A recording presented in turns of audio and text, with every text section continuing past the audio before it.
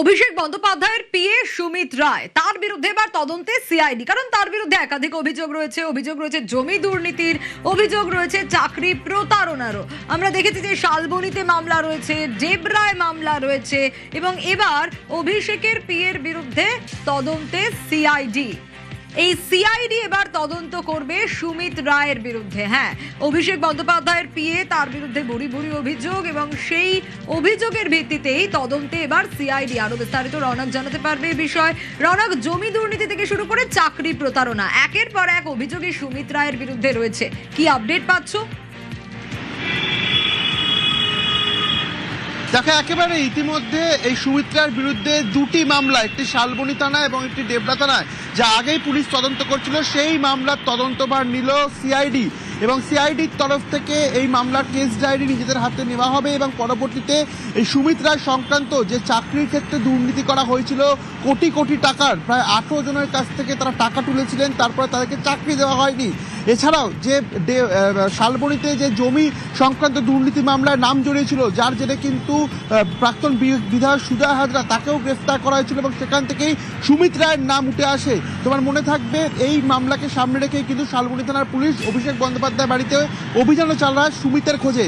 এই দুটি মামলার তদন্তভার এবার সিআইডি নিল এবং এর আগেও সুমিতের বিরুদ্ধে লুকআউট নোটিশ জারি করা হয়েছিল।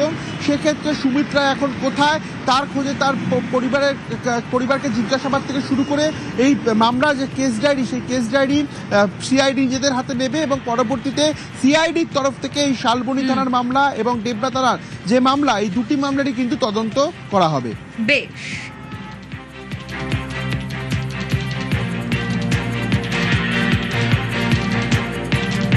আমরা দেখেছিলাম হাসনাবাদে এক ব্যক্তির একেবারে ঢালাই রাস্তা ছিল, সেখানে তার জমি আটকে ছিল, আর স্থানীয় তৃণমূল নেতার বিরুদ্ধে সেই জমি দখলের অভিযোগ ছিল। জমি দখল করে ঢালাই রাস্তা তৈরি হয়ে গিয়েছিল, এই অভিযোগ ছিল। আর প্রতিবাদ করায় মহিলাদের মারধরেরও অভিযোগ ছিল। অনুপম রয়েছে আমার সঙ্গে। অনুপম, সেই জমি পেতে আদালতের দ্বারস্থ পর্যন্ত হয়েছিল পরিবার, কোথাও গিয়ে স্বস্তি পেলেন তারা? আদালতের নির্দেশ কি?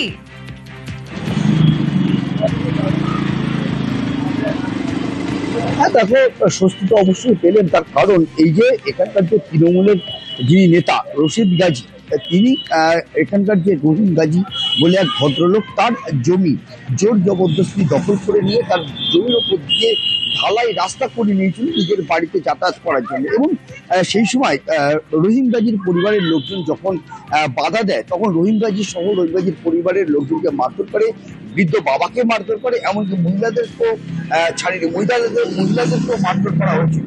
এবং সেই ঘটনায় কিন্তু হাসপাতালে ভর্তি হয়েছিল। এরপরে রহিম গাজীর পরিবার কিন্তু আদালতের দ্বারস্থ হয় এবং সেই সময় তৃণমূলের সরকার ছিল, কিন্তু সেই সময় কিন্তু কোনো রকম সুরাহা কিন্তু এই রহিম গাজীর পরিবার পায়নি। সরকার পরিবর্তনের পরে এবার কিন্তু আদালতের নির্দেশে পুলিশ সক্রিয়ভাবে এই রহিম গাজীর যে জমি, সেই জমি কিন্তু ফেরত দিল এবং সেটি ঢালাই রাস্তা ভেঙে আজকে কিন্তু রহিম গাজীকে পুরো জমি কিন্তু তার হাতে তুলে দিল। এবং ঘটনাস্থলে কিন্তু হাসনাবাদ থানার পুলিশ উপস্থিত ছিল এবং এই ঘটনাকে কেন্দ্র করে এলাকায় কিন্তু রীতিমতো শুধু রহিম গাজীর পরিবার না, এলাকায় কিন্তু একটা স্বস্তির বাতাবরণ তৈরি হয়েছে।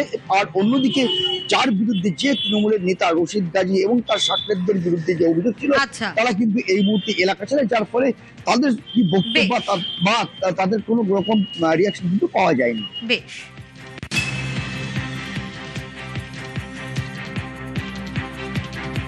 তৃণমূলের দুষ্কৃতী আব্দুর রশিদ গাজী, হাসান গাজী জোর করে আমার জায়গার উপর দিয়ে রাস্তা করেছিল, ও দখল করে নেওয়ার চেষ্টা করছিল। এখন আপনারা কি করছেন? আমরা এখন প্রশাসন হাইকোর্টে গিয়েছিলাম, হাইকোর্টের অর্ডারে ভাঙার অর্ডার পেয়েছি। এখন প্রশাসনের আসার পর ওরা পালিয়ে গেছে, আমরা এটা প্রশাসন দিয়ে ভেঙে নিচ্ছি। কারা দখল করে নিচ্ছে? তৃণমূলের দুষ্কৃতীরা। পঞ্চায়েত প্রধান স্ত্রী আর পঞ্চায়েত চালাচ্ছেন স্বামী। হ্যাঁ, আসানসোলের রূপনারায়ণপুর পঞ্চায়েতে এরকমই ঘটনা। প্রক্সি প্রধান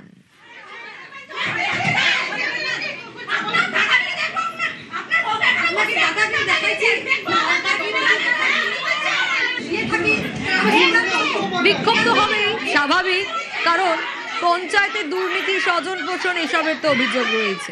কিন্তু স্ত্রী পঞ্চায়েত প্রধানের দায়িত্বে, সেখানে স্বামী কি করে পঞ্চায়েত চালাতে পারেন?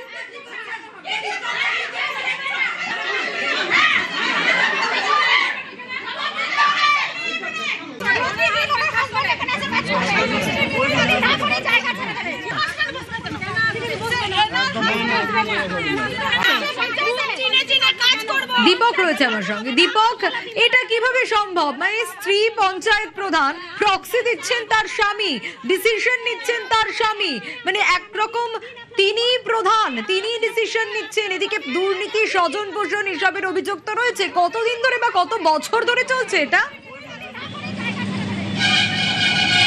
দেখো, রূপনারায়ণপুর গ্রাম পঞ্চায়েতের এলাকার সাধারণ মানুষের অভিযোগ কি দীর্ঘদিন ধরে ঠিক একইভাবে নামেই শুধু প্রধান রয়েছেন তার স্ত্রী, কিন্তু বিভিন্ন কাজের সঙ্গে যুক্ত হয়ে যাচ্ছেন তার স্বামী এবং বিভিন্ন কাজে তার নির্দেশ দিচ্ছেন তার স্বামী এবং স্বামীর নির্দেশ মতোই কাজ করছেন যিনি দপ্তরের প্রধান রয়েছেন তার স্ত্রী, সে কিন্তু স্বামীর কথা মতো কাজ করছে। এলাকার সাধারণ মানুষের যে সমস্যার কথা, সেই সমস্যার কথা নজর না দিয়ে স্বামী ঠিক যেইভাবে তার স্বামী যাকে কাজ করতে বলছিল ঠিক তিনি সেইভাবেই কাজ করছিলেন।